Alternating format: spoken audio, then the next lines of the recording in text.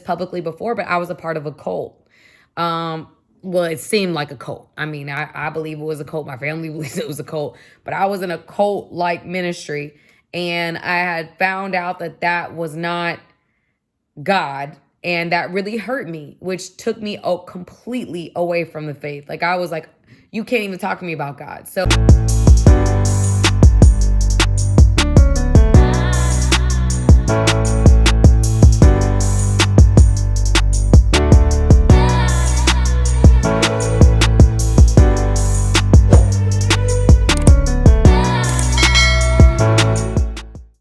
y'all, so today's video is about my testimony, how God completely changed my life. But before I begin, go ahead and hit the subscribe button, y'all.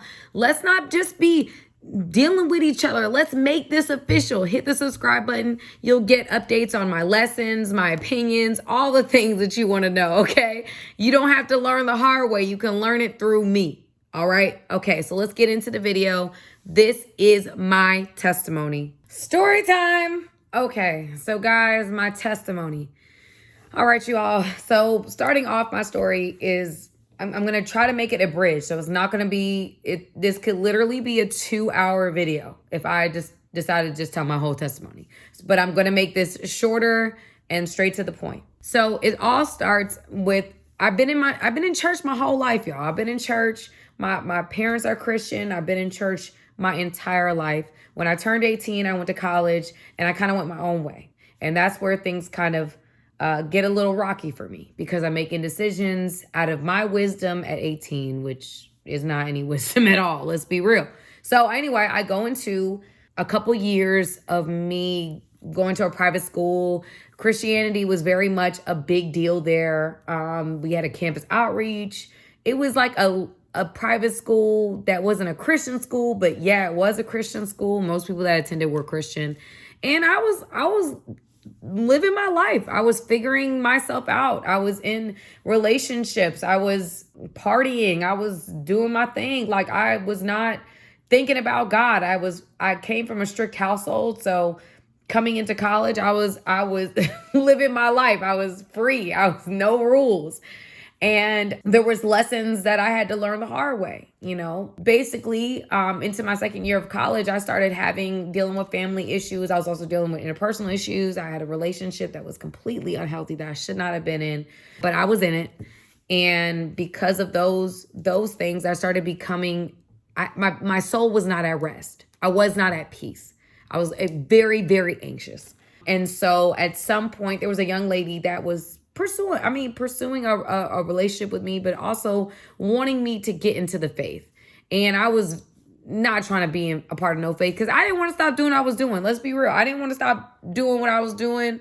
I want to live my life. I wanted to party. I didn't want no type of conscience about it.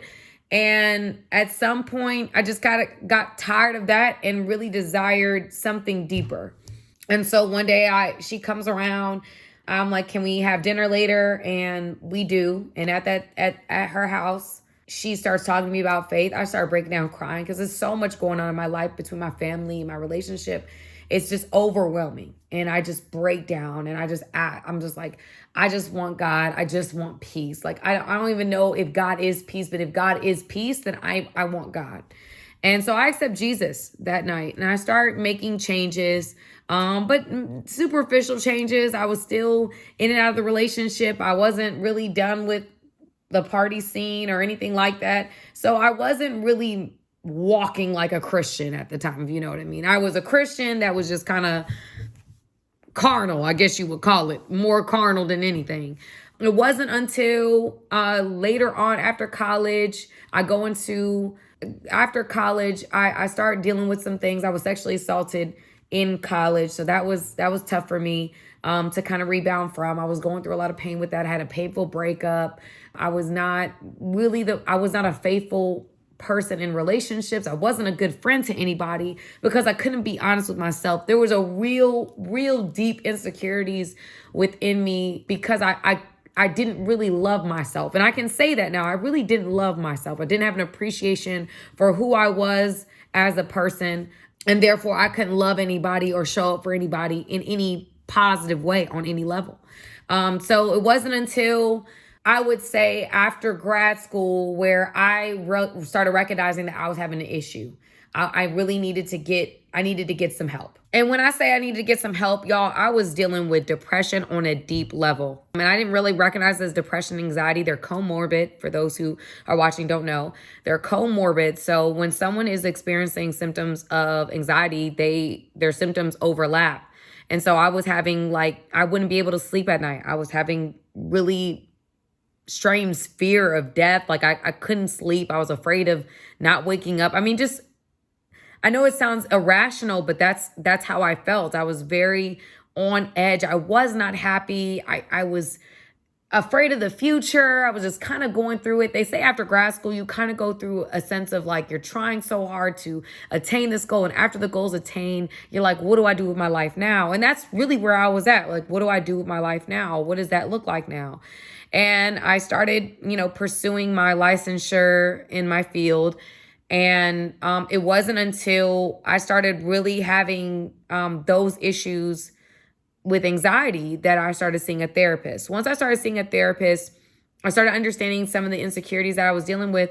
And then once I kind of started working through those traumas from unforgiveness, I had a lot of unforgiveness because of a lot of relationships that had failed me, that had just been completely negative, that I had entertained for way too long.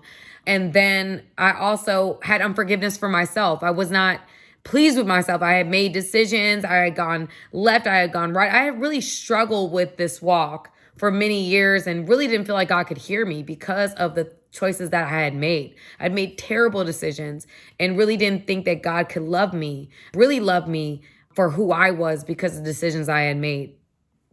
It wasn't until I reconciled that and allowed myself to receive God's forgiveness and forgive those who had hurt me and understood they did the best that they could at that time. And that wasn't for me to hold on to because I didn't want God to hold on to that for me. And when I got over forgiveness and I got into understanding, aspects of myself and starting to love aspects of myself, that's when my spirituality started getting stronger because I was receiving God's love and I was giving God's love.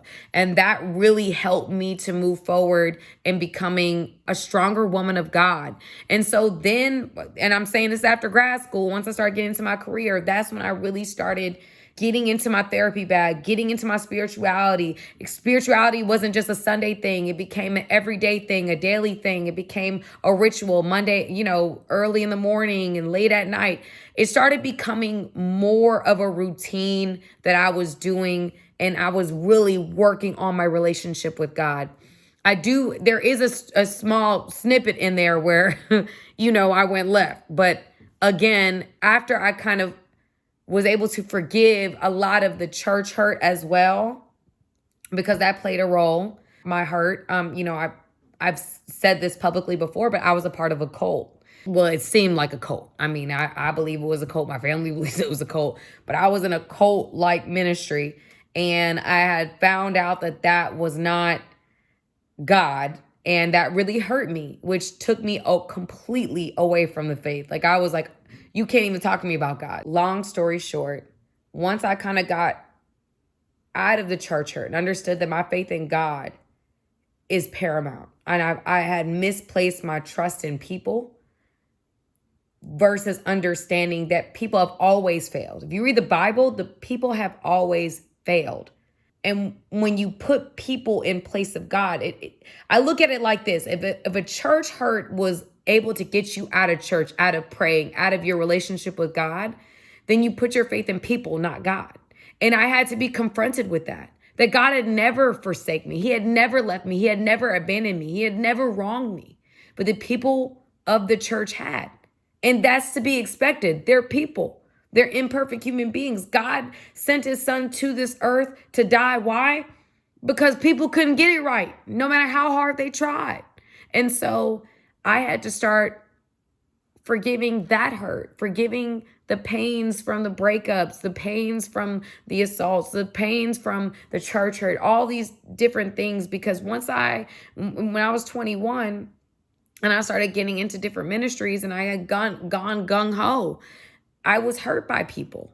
And so I had to forgive that. I had to move forward from that. And as I grew in therapy and grew in awareness and grew in security and grew in really parent forgiveness, my relationship with God completely transformed. It wasn't like in the beginning of my walk, I was afraid of God, like taking me away from the things that I liked. When I started really understanding my faith and understanding my walk and my relationship with him, I realized my life was better with him. He infiltrated all aspects of my life so that I never felt alone. I never felt trapped. I never felt like there was nowhere else I could go. I knew that I had my Savior. I knew that God was going to see me through. I knew I had confident faith because in all that I had seen during that time, even though it was a lot of ups and downs, I saw God. I saw prophetic ministries. I saw the hand of God moving when people would, be healed, or,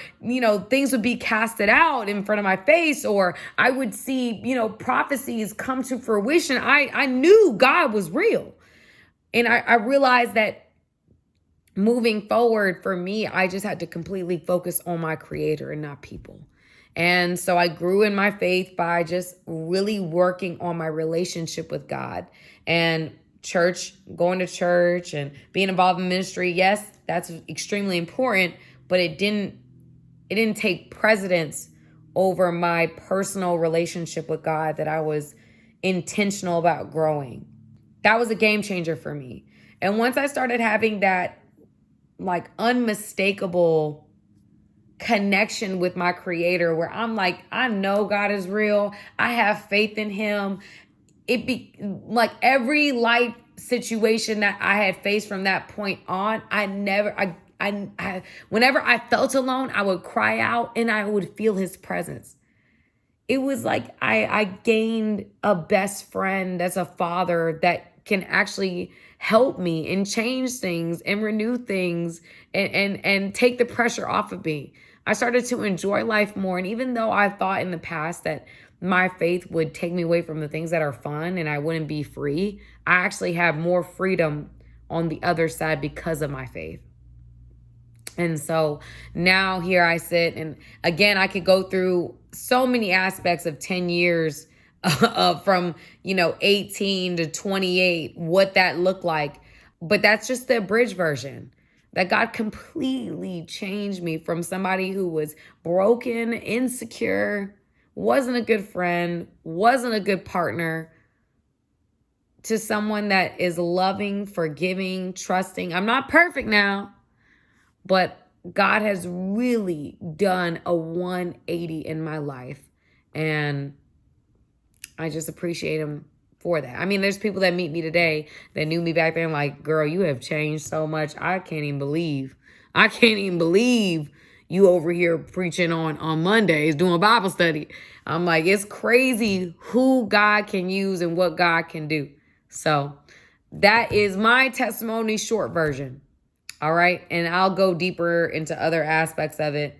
But yes, God used therapy, okay, to change, renew a wretch like me.